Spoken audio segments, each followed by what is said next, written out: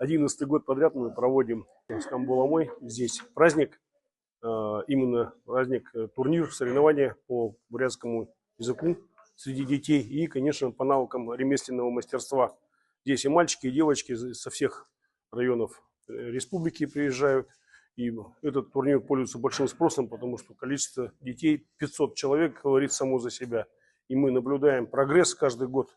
Это мастерство повышается с точки зрения именно ремесленных навыков. И большое стремление детей именно уметь это делать. Вот девочки здесь, там были сейчас у мальчиков там поделки из дерева очень много и так далее. Поэтому такому мероприятию надо быть ежегодно обязательно. Ну и чтобы больше детей вовлекалось в этот процесс и знали свои традиции, свой язык. И, конечно, владели руками и умели сами производить то, что производилось всегда веками нашими предками.